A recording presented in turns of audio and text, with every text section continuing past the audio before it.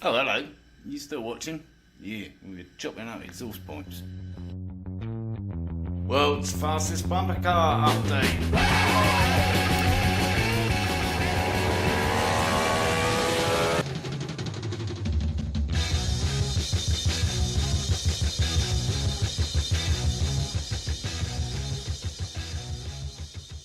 But before we get on to that, I've had another look at the steering.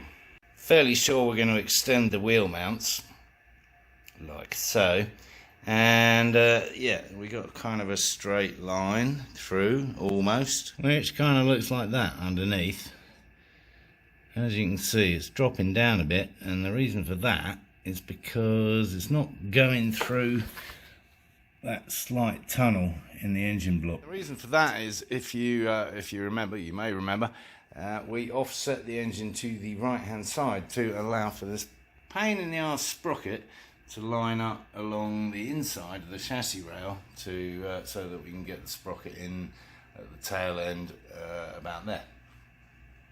Anyway, I think it will work by the time we drop that down, everything down. Probably just an inch, or to be more precise for my European friends, that'll be 2.54 centimetres or 254 millimetres. And I've been down to IDR in Phoenix, and guess what they had kicking around? Yes, a piece of 3x1 steel, which is perfect if we drop the wheels by the inch we were talking about for the steering mount. So that's good. But before we get started, I've been doing a bit of SEO on YouTube, and apparently there's a lot of people out there that want to know how to build a paper aeroplane. Here you go then.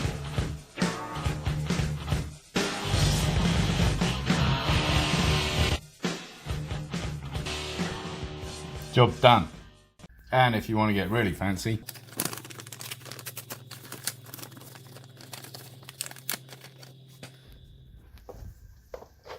anyway, back to the exhaust. Before I cut them, I numbered them for a couple of reasons. I don't think it will make much difference to these ones up the top here as to which bit they fit on the bike, on the motor. But just in case we ever wanted to put them back together again, just in case. Highly unlikely. And there they are, ready to adapt and need a bit of tidying up, I think.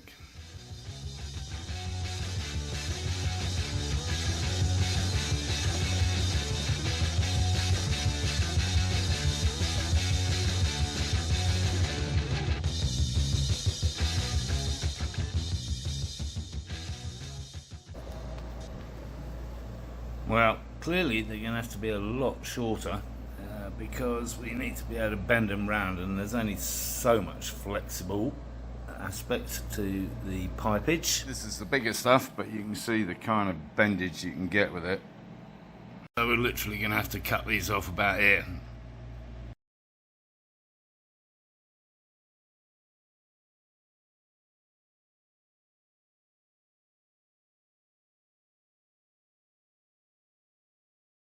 In the perfect wibbly wobbly. Yeah, look, wobbles in all kinds of directions. Again, for a golf cart. Cool. That ought to do it, I think. Yeah, so that should give us our 90 degrees-ish that we need at the steering end. Whatever that ends up looking like. But we're supposed to be looking at the exhaust. Talking of which, my buddy Chris came over and confirmed that we need as long a straight piece as we can possibly get to get good flow out the motor, and he suggested just dumping some cherry bombs on there and throwing it down the gap. Yeah. Quite an intoxicating idea, but I'm not sure. Well, as you can see, I've put the gear shift back in place, and there's a good reason. What's that got to do with the exhaust? Well, obviously its positioning has some bearing on where the exhaust is going to go, and of course the wheels do too, because they're going to get in the way, and our new steering rack. Current train of thought is that we actually bring the exhaust forward and out over here, either through the side of the C-frame or through the side of the body. If we take it through the C-frame, we could actually duct it all the way back and out the rear end. That's the trouble with all this malarkey. There is no right or wrong way. It's just a question of finding the best way. Looks what's arrived, and it fits. Yes, I think it's actually going to work. Obviously, we'll be taking it under the chassis because we've got the radiator here somewhere. But there we go. Duct it out the side there. Maybe join two into one at some point. Then run it all the way along inside the C-frame and out the side there. Yeah, what we need is some 2-into-1 connectors, I think, for those pipes. What? Oh, behind me. Yes, indeed, there they are. Good job we didn't throw those away then. I think these are going to be perfect.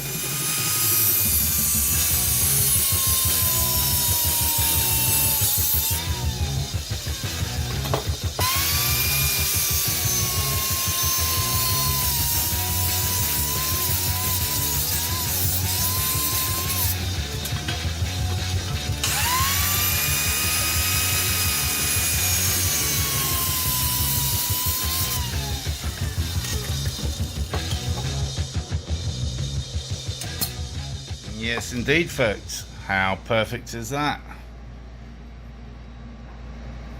So, I believe we need to cut something out of our beloved C-frame, which is not going to be easy, and we're going to have to take the wheels off. But we need to take them off anyway, because we need to take these